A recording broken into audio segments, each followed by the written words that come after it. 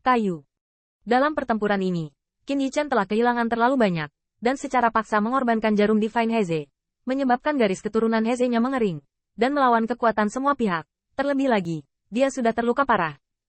Tetesan air terakhir membuatnya tampak kelelahan. Senke juga buru-buru bergerak maju. Kekuatan pedang sihir ini membuatnya sangat terharu, dan sekarang dia putus asa untuk berdiri di depannya. Berapa lama telah berlalu sejak, di antara bintang yang pecah dan berkibar, Senke menyalakan api unggun, dikelilingi oleh orang-orang yang berkuasa. Dan Qin Yichen sedang berbaring di bantal lutut Putri Wenqing yang lembut dan hangat, dan yang terakhir dengan lembut memutar buah ajaib dan obat ajaib, memasukkannya ke dalam mulutnya seolah-olah dia tidak membutuhkan uang, sehingga kekuatannya pulih sedikit. Leluhur pertama, apakah kamu tidak terluka? Qin Yichen berbicara perlahan, tetapi suaranya masih lemah, dan ketika kerumunan mendengar kata-kata itu, mereka buru-buru bergerak maju. Aku baik-baik saja. Terima kasih. Dengan itu, Senke akan menjadi sangat bingung, yang mengejutkan Qin Yichen. Sekarang dalam kognisi, Senke adalah setengah leluhur, dan langkah ini hanyalah pukulan baginya. Namun, Senke tampaknya tidak memiliki konsep ini, termasuk banyak keturunannya, yaitu nenek moyang klan Kaisar Qe. Pada saat ini, semua mengagumi pertempuran yang mengerikan sekarang. Melalui pertempuran itu, mereka bahkan telah melihat ini. Langit dan bumi yang tak terduga. Leluhur pertama pasti tidak seperti ini. Qin Yichen perlahan bangkit, tetapi pada akhirnya, dia melihat Putri Wenqing mencibir bibirnya dengan ekspresi khawatir dan menekannya di kaki gioknya. Suhu api unggun dapat disalurkan ke Qin Yichen, tetapi penuh dengan kehangatan. Pertarungan ini sengit dan berbahaya, tetapi untungnya, leluhur klan Kaisar Qe tidak pernah jatuh. Saat bertemu dengan leluhur pertama, leluhur kedua Kaisar Qe juga sedikit berhati-hati. Jika Anda mengatakan bahwa mereka hormat, mereka semua adalah orang-orang kuat di tingkat kaisar, dan mereka sudah terkenal sejak lama. Masing-masing lebih banyak perubahan kehidupan daripada para dewa, tetapi leluhur pertama ada di depan mereka, seperti anak-anak. Namun jika terlalu lancang, maka akan terlihat etiket yang berantakan. Gatke tertegun sejenak, setelah mendengarkan penjelasan leluhur kedua Kaisar di Qe, ledakan pengetahuannya yang baru saja menjadi lebih tertegun. Katamu, kamu semua adalah keturunanku? Apakah kamu datang ke sini lebih dari 200 juta tahun kemudian? Nenek moyang kedua Kaisar Qe mengangguk. Apalagi, klan saya akan menjadi kaisar di masa depan, berdiri dengan bangga di surga kaisar. Nenek moyang kedua Kaisar Qe mengangguk lagi. Tenggorokan Tuhan gelisah, menjadi lebih tercengang. Kemudian orang-orang itu, apakah Tuan dari Istana Surgawi? Anak-anak dari suku kita mengangkat bendera kebenaran, ingin bertanya siapa Raja Langit dan Bumi, dan Anda menemukan celah ruang waktu dan datang ke sini. Mereka ingin membunuhku, sehingga rasku menghilang dari akarnya? Nenek moyang kedua Kaisar Qe mengangguk lagi dan lagi. Tapi apalagi yang bisa Senke dan nenek moyang klan Emperor katakan kecuali untuk saling memandang?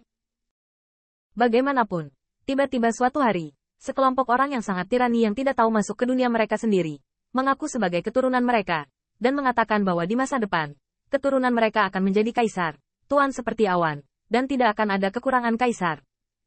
Bagi Senke, sangat sulit untuk menerima untuk sementara waktu, dan siapapun itu, saya khawatir ungkapan ini akan terjadi.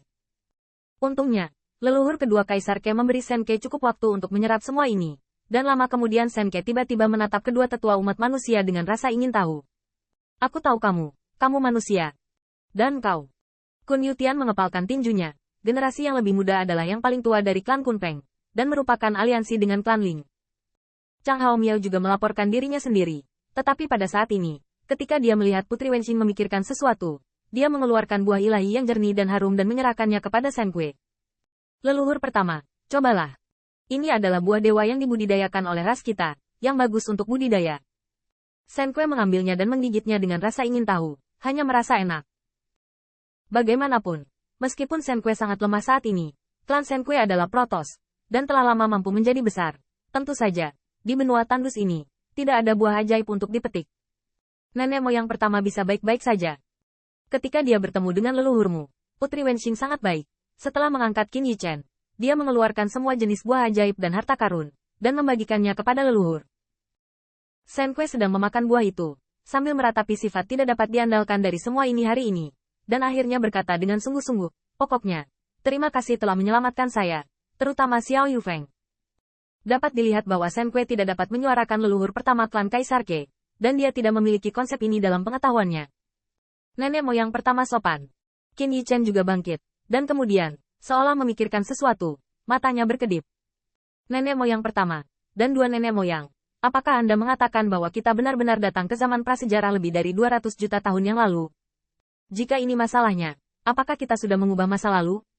Begitu kata-kata ini keluar, leluhur kedua Kaisar Ke juga terkejut. Wajahnya berangsur-angsur menjadi serius. Sebenarnya mereka juga mempertimbangkan masalah ini.